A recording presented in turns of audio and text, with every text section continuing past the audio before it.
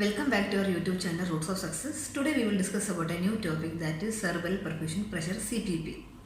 Cerebral perfusion pressure helps to maintain steady amount of blood to the brain in order to meet the metabolic needs of the brain. Okay, so its unit is millimeters of mercury, and the value how we can find out CPP is mean arterial pressure minus intracranial pressure.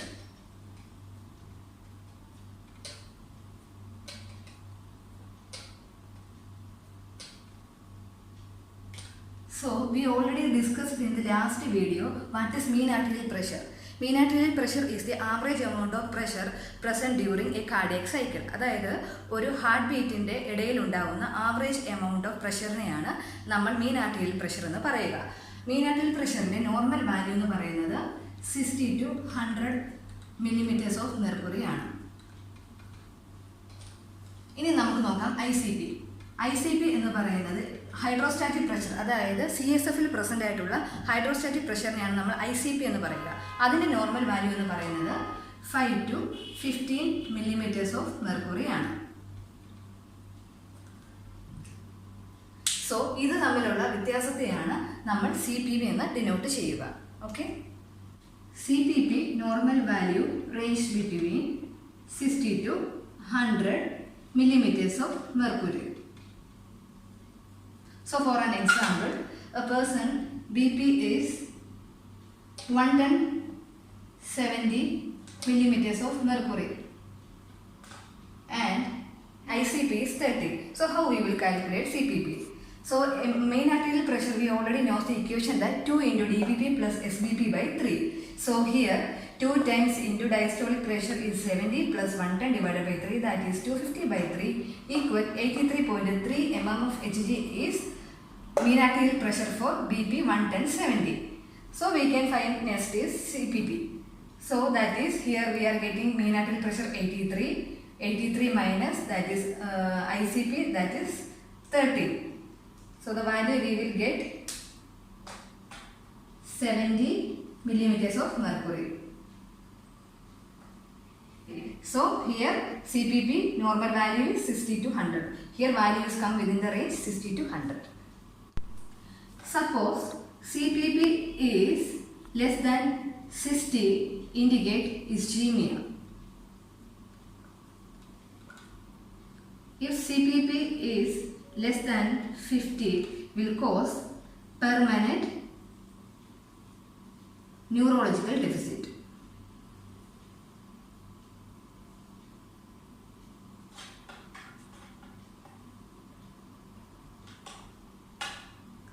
And if CPP is less than 40, that may cause infarction.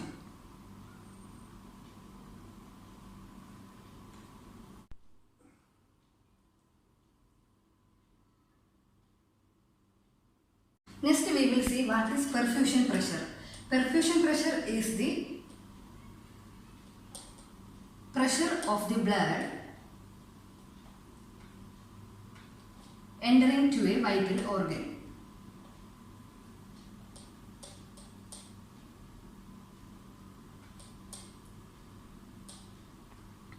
Yes, we can see what are the signs and symptoms of poor perfusion.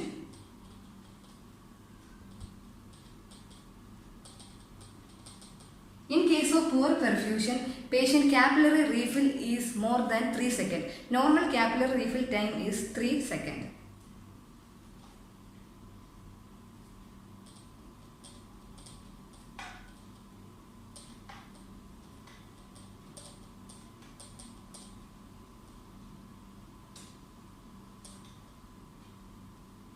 And in case of poor perfusion, we can see the mean arterial pressure is reducing, that is less than 60 mm of Hg.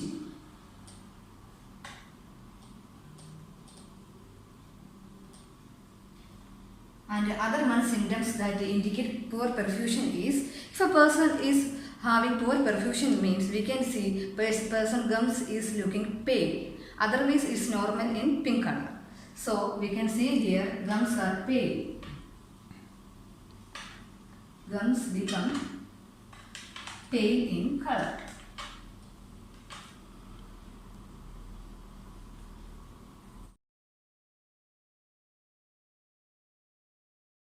Next we will see what is ICP. I already told that it is the hydrostatic pressure present in the CSF, that is cerebrospinal fluid. Cerebrospinal fluid is the fluid present in the brain and as well as our spinal cord. Okay. So what are the factors influencing ICP we will see. First one is arterial pressure and venous pressure.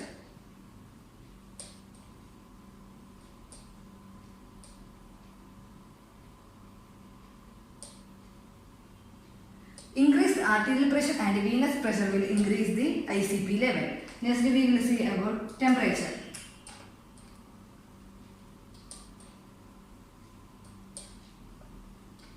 Increased temperature, that is hyperthermia, can increase intracranial pressure.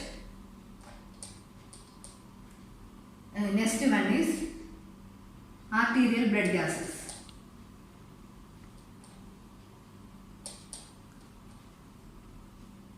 Include CO2 and O2. CO2 narcosis, hypoxia. Both can result in increased intracranial pressure. Next one is intra-abdominal pressure.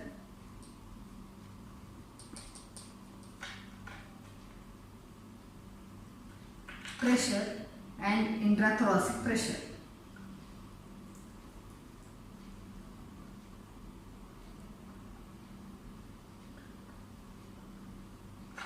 Intra-abdominal pressure is increasing during vomiting and all. That time always it increase ICP level. And intrathoracic pressure is increasing during bearing down effect and all. That time also ICP is increasing.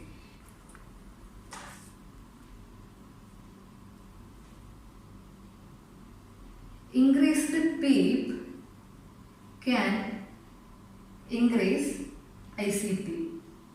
PEEP means positive and expiratory pressure. So in case of ventilator patient, we need to keep the PEEP in a reduced level. Otherwise, it will cause increased thoracic pressure and thereby increasing intracranial pressure.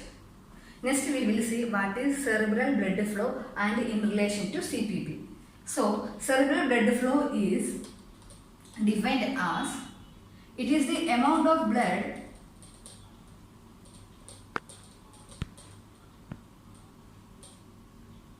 entering to the 100 grams of brain tissue per minute.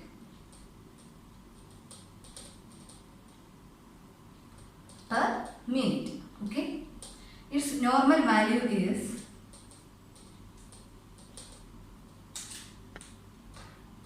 50 to 60 ml per 100 gram of brain tissue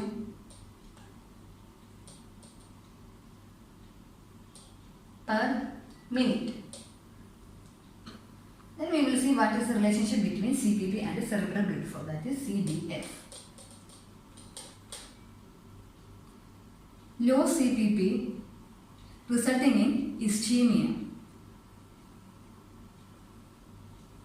Because of that, what will happen? Cerebral blood flow will be also reduced.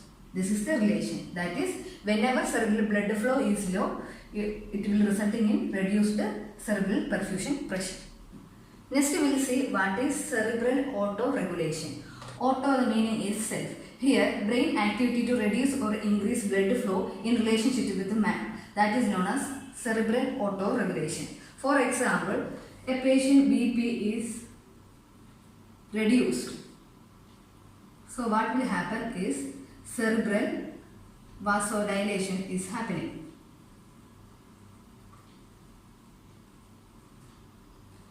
What happened during cerebral vasodilation means blood vessels become widened.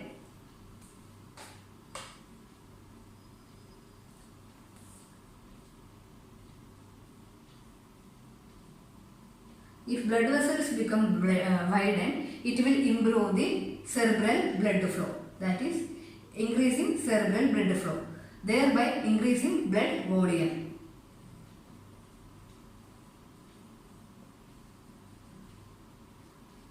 And maintain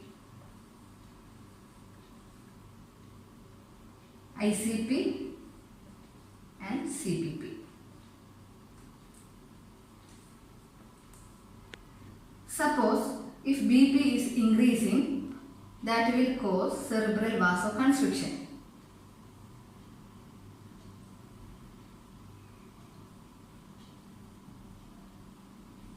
Cerebral vasoconstriction means it is a narrowing of the blood vessel. If blood vessels become narrow means what happens means only less amount of blood is flows. So it will reduce cerebral blood flow and reduce blood volume, thereby maintain CPP and ICP. It's simple. That is, if BP is increasing, BP increase means cerebral vasoconstriction will happen. Cerebral vasoconstriction, during that time, blood vessel becomes narrow. Through the narrow blood vessel, only small amount of blood goes through. So blood volume will reduce and thereby CPP and ICP is maintained. Next we will see what is happening if BP is low. BP is slow means cerebral vasodilatation will happen and it will widen the blood vessels and improving blood volume and CPP, that is cerebral blood flow, and thereby maintaining ICP and CPP. This is cerebral autoregulation. Next we will see what is intracranial compliance. Okay. Intracranial compliance is the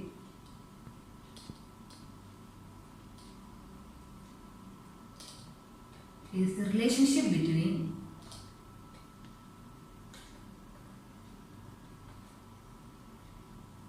ICP and intracranial volume.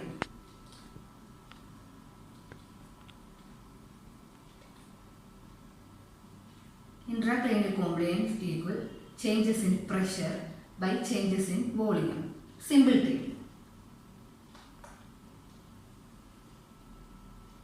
Suppose if ICP is increasing, automatically what happen? Intracranial volume also increase.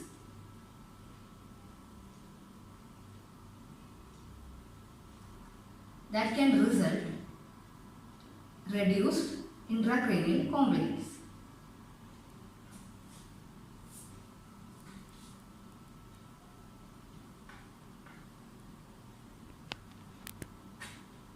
Can cause reduced cerebral perfusion pressure, that is CPP.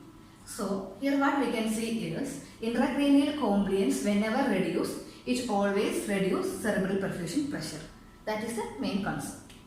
Next we will see how can measure the mean arterial pressure. By two ways we can measure mean arterial pressure, that is invasive method and non-invasive method. In case of invasive method, we are cannulating the peripheral arteries such as radial or femoral artery and we are measuring mean arterial pressure. And in case of non-invasive method, by using BP cuff, we are measuring mean arterial pressure.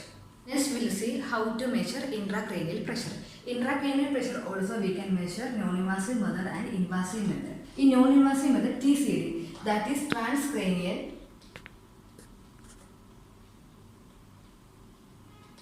Doppler ultrasonography.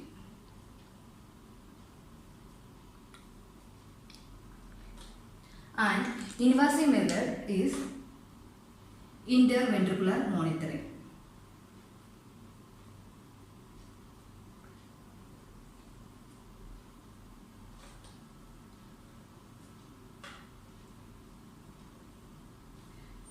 Here what we are doing is a hole is creating in the skull and an interventricular catheter is passing to the lateral ventricle. Its advantages are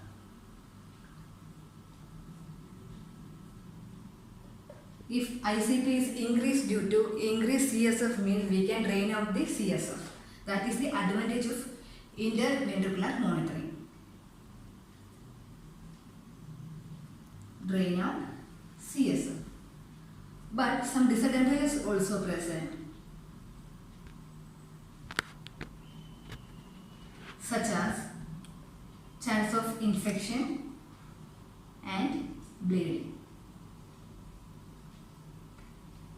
Next we will see how to manage this cerebral perfusion pressure. We already know the connection that ICP and mean arterial pressure in relation to CPP. If ICP is increasing and mean arterial pressure is reducing, means it will cause reduced cerebral perfusion pressure. So we need to concentrate over the ICP and mean arterial pressure. We need to rule out any lesions, hematoma, cerebral edema. These all cases can increase ICP. Means increased ICP is caused by cerebral edema, bleeding,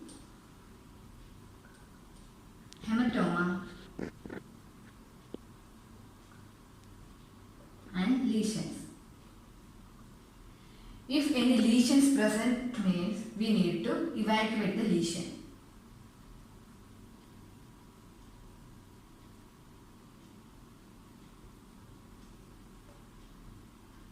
And in case of cerebral edema, need to start osmotic drugs.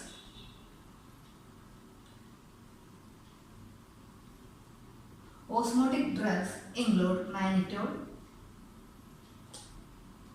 and hypertonic solutions.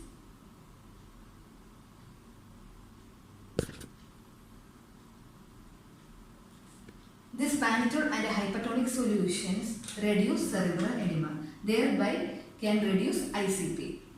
If ICP increase due to increased CSF, that cases we need to drain out the CSF.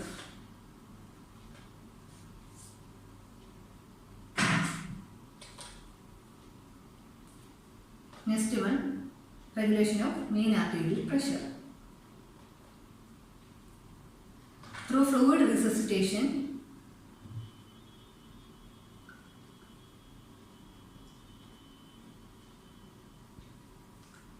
and direct acting vasoconstrictors.